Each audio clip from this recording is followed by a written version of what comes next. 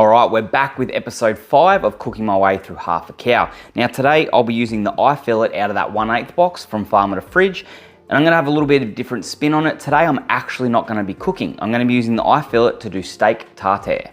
Now when it comes to steak tartare, there is a few different ways you can do it. There's a whole heap of different recipes.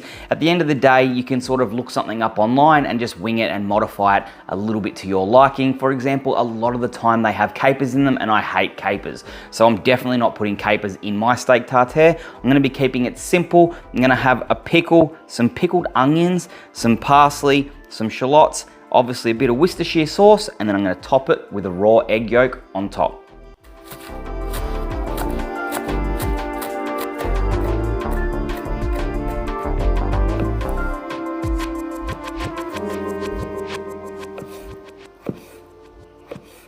So all I'm doing is dicing these ingredients. They don't need to be super fine. You do want them kind of rustic. You'll see the size of the diced fillet when we get to that, but you don't want it super small. You want them all to pair nicely and sort of complement each other.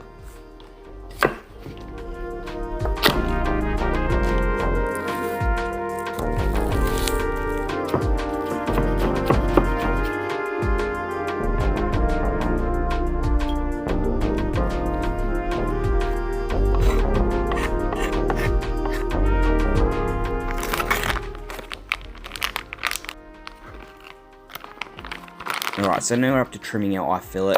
Now, I always like to take off all of the fat if it's for a beef tartare. If it's for a steak itself on a barbecue, I'll leave all that fat on as the fat's going to add the flavour, but it definitely doesn't enhance the flavour in steak tartare, so make sure you take all that fat off. But as I've said in other videos, make sure you keep all of that fat. You can put it into Ziploc bags, or if you've got a vacuum packer, you can do that and seal it and put it in the freezer and bring it out at a later date to be able to use in burgers. Now when it comes to the actual size of the cubes that you want to dice from your fillet steak, I like to go around about that 1 centimetre squared.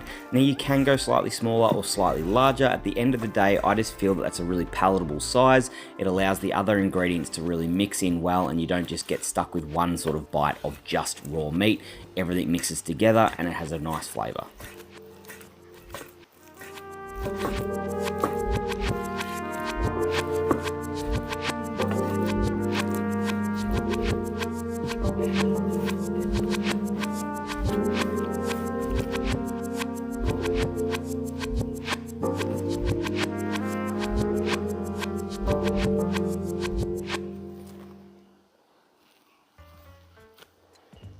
Now here we are at the point where I'm going to save that fat. Now I'm putting it in a Ziploc bag, but you can easily just vacuum seal it if you've got one.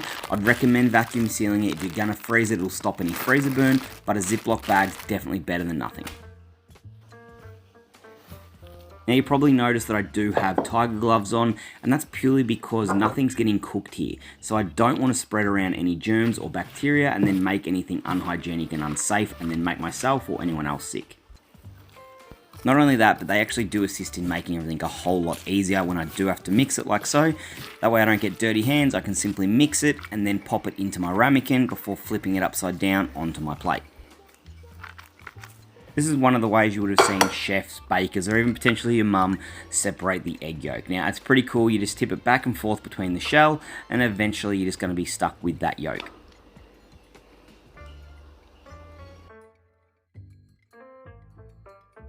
It makes it super simple, especially when you're feeding one like I am here. You literally just poke a little hole and then tip that bad boy straight on top. A little bit of salt and pepper just to garnish it, and then she's ready to eat.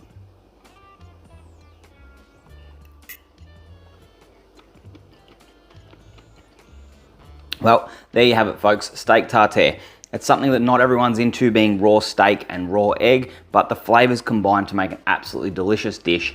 And if it is something that you're not quite into, try cooking it on the barbecue as a stock standard steak. Otherwise, give steak tartare a go. It will absolutely blow your mind how good it is. A lot of people turn their nose up to it with it being raw, but the combination is unbelievable. Thanks for watching, and I'll see you next week for the next episode of Cooking My Way Through Half a Cow.